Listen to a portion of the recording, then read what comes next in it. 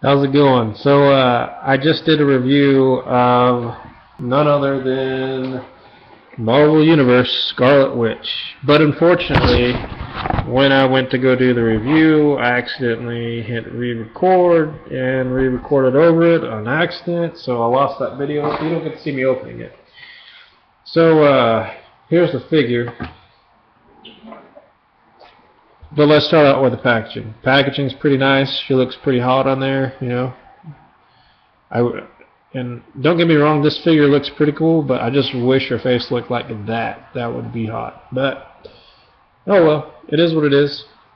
So, that's the packaging on the front. Here's the packaging on the back. Obviously there I've got She-Hulk and Kang. I passed up on the Punisher. I didn't need another one. So, let's get on to the figure.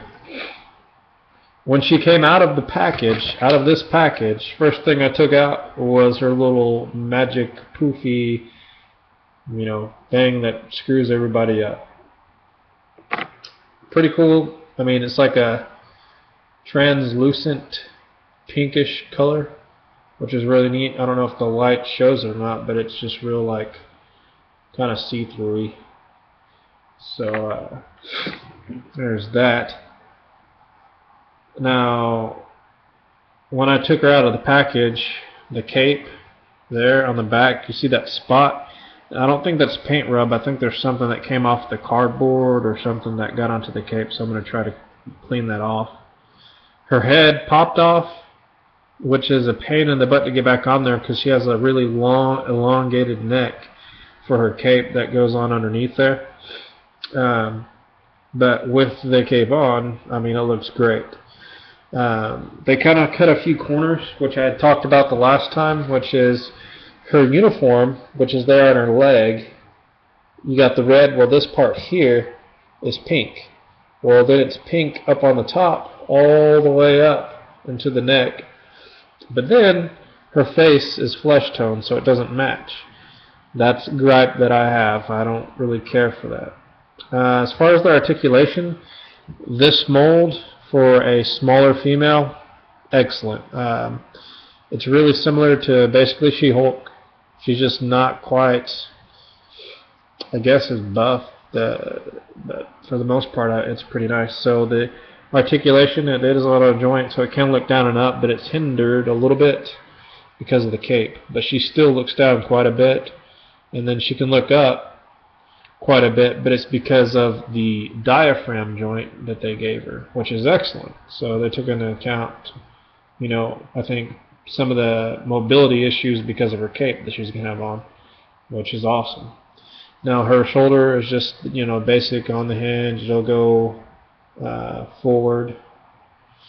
But then on the elbow here, a lot of people don't like this joint, but I don't mind it. But you see how it'll spin right there on the elbow joint. It can move like that.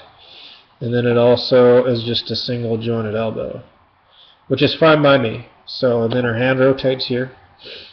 She's got the, not an ab crunch, but she's got the little diaphragm joint. It goes back really, really far, and forward not quite as far. It just pretty much makes her stand straight. So, her leg here, let's show you this one, I guess. I don't know which one's easier for you to see. With her cape on, it's kind of a pain in the butt. But her leg will go forward, and then she also has the swivel here at the thigh. She's got double jointed knees, which is excellent. She's got a swivel at the calf. She's got really cool boots on.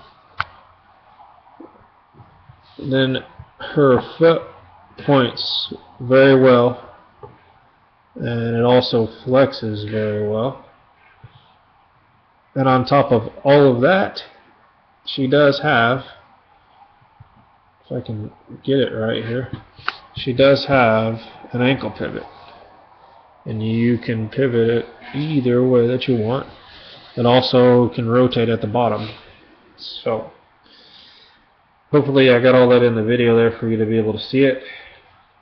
The hair, her hair is like a real soft rubbery material.